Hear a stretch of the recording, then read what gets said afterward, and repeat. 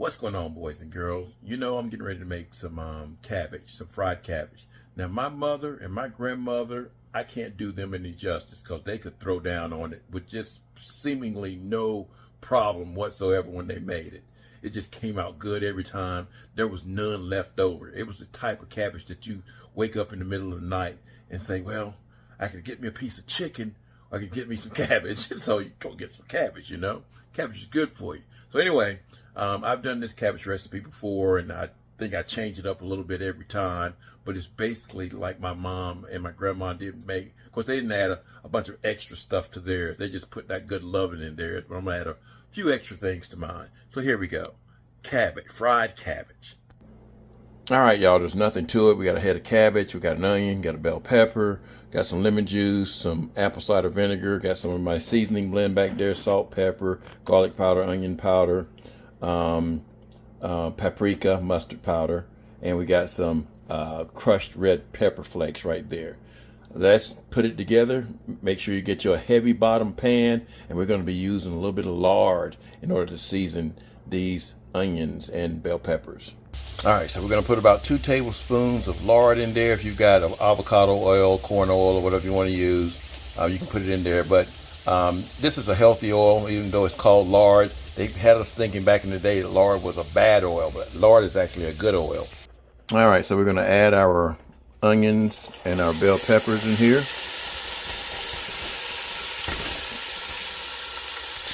All right, we're going to saute this until they're nice and see-through or translucent.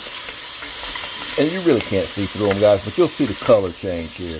And this is going to release some of its sugars too. This is what's going to give our cabbage its sweetness. Cabbage kind of has a sweetness anyway, but this is going to really give it that sweetness. Now don't add anything else to this. Don't add no water, no liquid, no chicken broth, no nothing, because that cabbage is going to produce it all. All right, so we've kind of washed the cabbage, and we're going to cut this cabbage, guys, and just cut it into little shreds pretty much. And you don't have to make it real fine, but you do want them in kind of smaller pieces. Alrighty, when it gets nice and tender like this, go ahead and add your cabbage. I've got my cabbage chopped up like this. I think my mother used to chop hers up a little bit finer than this, but I've got mine chopped up like this, and we may chop it up some more once it reduces. Alright, so we're not going to add anything to there. You notice I hadn't put any spices in there or nothing. Just put it in your pot. Your pot's on medium. I'm going to put a lid over it. Cook it for about 10 minutes, y'all. All right, let's take a look here. It's been about 10 minutes. Hadn't really reduced that much. You're going to give it a little bit of a stir, y'all. Just kind of mix it up. But it will produce its own liquid, y'all. Just give it a nice little mix.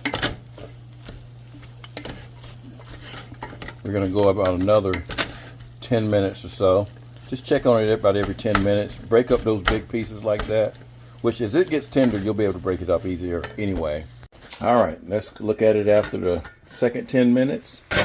Again, it's shrunk down even more, reduced even more. And it's going to do that, guys. You're going to have to get it to a certain consistency, and it's not there yet. So we're going to go another 10 minutes till it just gets nice and tender. All right, this is the third time here.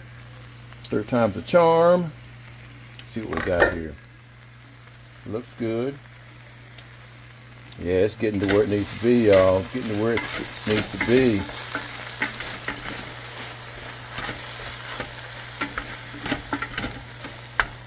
be. Yeah, it's real tender now. Now we can start adding our seasonings to it. Yeah, we add some spice to it. That's about a teaspoonful of our seasoning blend. All right, we're also going to add a few little red pepper flakes just to give it a little bit of spice. We don't want it to have too much spice. Well, at least I don't. Alright, we're going to add just a little bit of vinegar here. That was about 2 tablespoons of vinegar. We're also going to add about the same amount or less of lemon juice. That's just going to give it a nice little twang. Alright, give it a nice little mix, y'all. Turn it down and let it go for about another 10 minutes on medium low. All right, now this should be the final time right here, y'all. We're gonna see. Oh yeah, Looks good.